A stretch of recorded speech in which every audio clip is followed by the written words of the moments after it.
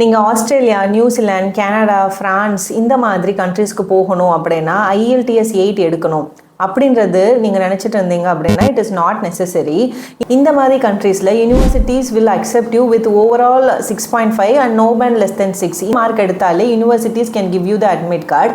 சில universities in these countries can accept you with even like 5.5 no band less than வச்சுட்டு overall வந்து 6 இருந்தால் கூட யூனிவர்சிட்டி உங்களுக்கு அட்மிட் கார்டு வந்து கொடுக்கும்.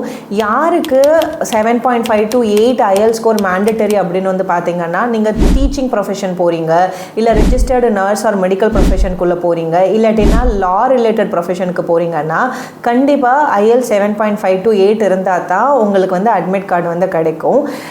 IELTS இருந்தால் தான் நான் வந்து அப்ராடில் போய் எஜுகேஷன் பர்சியூ பண்ண முடியுமா அப்படின்னு கேட்டிங்கன்னா கிடையாது.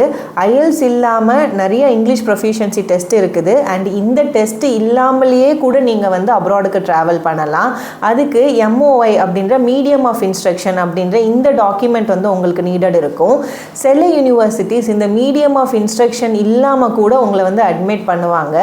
அந்த இடத்துல என்ன பார்ப்பாங்க அப்படின்னா உங்களோட 10th and 12th English score பொறுத்து உங்களுக்கு வந்து அட்மிஷன் வந்து கிடைக்கும். இந்த மாதிரி டீட்டெயில் இன்ஃபர்மேஷன் தெரிஞ்சுக்கணும் ஆர் உங்களோட ப்ரொஃபைல் எந்த கண்ட்ரிக்கு வந்துட்டு எலிஜிபிளாக இருக்கும் தெரிஞ்சுக்கணும்னா you can reach out to us. Thank you.